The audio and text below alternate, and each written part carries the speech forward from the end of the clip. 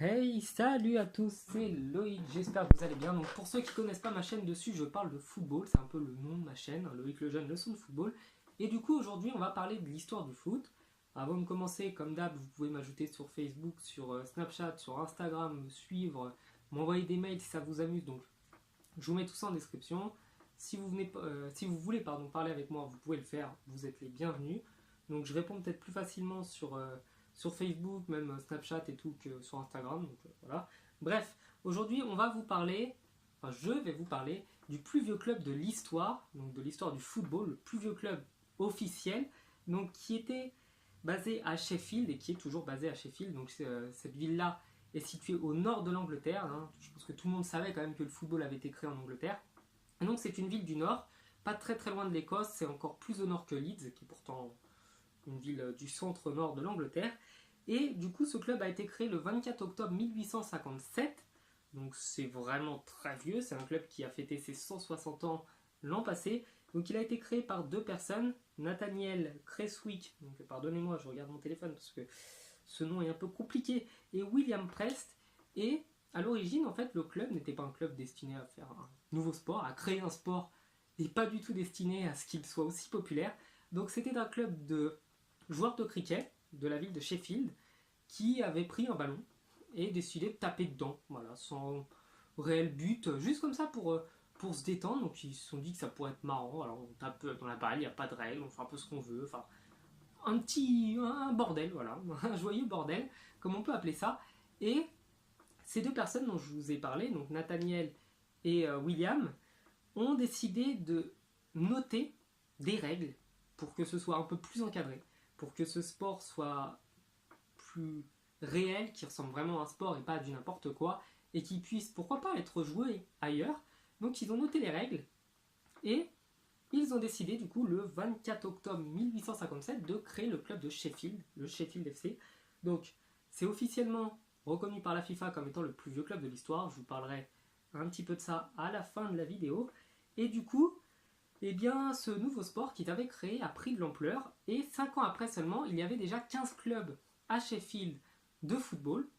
Donc autant vous dire que beaucoup d'hommes, parce que c'était les hommes à l'époque qui y jouaient, ont pris goût à ce sport, ont décidé d'y jouer, et comme je vous l'ai dit, 15 clubs 5 ans après la création du premier, c'est quand même assez important. Je pense que même à notre époque, dans pas mal de villes, il n'y aura pas 15 clubs de football, à part les grosses métropoles.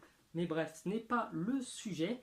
Et du coup, ce sport, qui était le sport de Sheffield, s'est répandu dans l'Angleterre, dans toute l'Angleterre. Et en 1866, il y a eu le premier match officiel entre deux clubs, entre deux villes. Donc il y avait la ville de Sheffield qui est allée affronter l'équipe de Londres.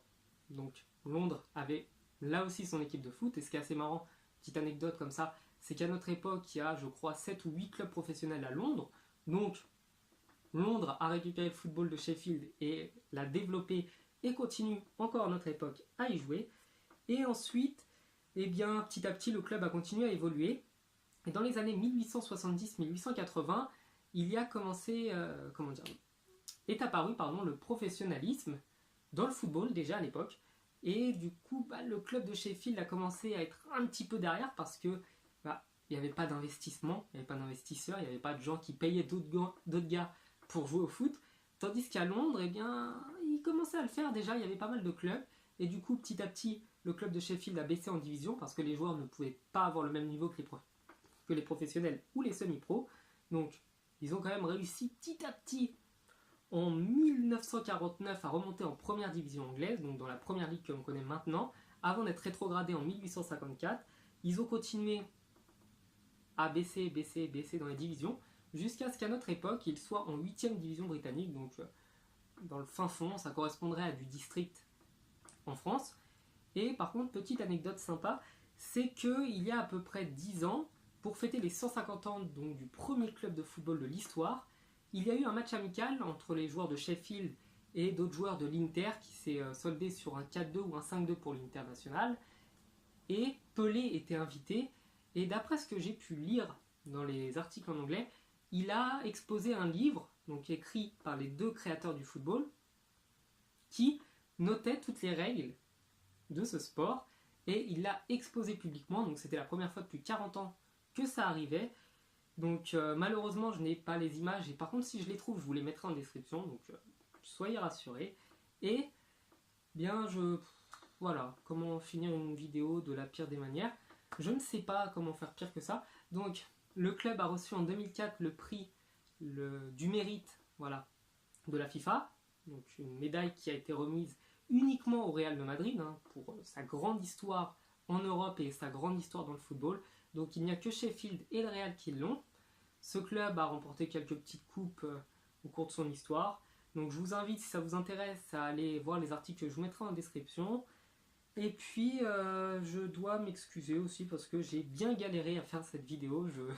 Je cherche mes mots, je bégaye, je me trompe, je fais des erreurs de grammaire. Mais c'est pas grave, de toute manière, les gens connaissent ma chaîne, on me connaît. Donc voilà, comme d'habitude, pas de cut, hein, non, parce que en fait, je vous explique pourquoi. Si je fais des cuts, mon téléphone va mettre à peu près entre 2 et 3 heures à mettre la vidéo sur le PC. Ensuite, le temps que je coupe, je vais me perdre à peu près 1 heure, et le temps que ça fasse un rendu, je vais perdre encore 2 heures. Donc je préfère, c'est triste, hein, mais je préfère ne pas faire de cut, et que ça dure 5 minutes, et que ça me prenne 5 minutes, plutôt que de passer 4 heures, 5 heures, 6 heures pour la même vidéo. Donc voilà. Donc vous pouvez vous abonner comme d'hab, et je vous dis à la prochaine, ciao.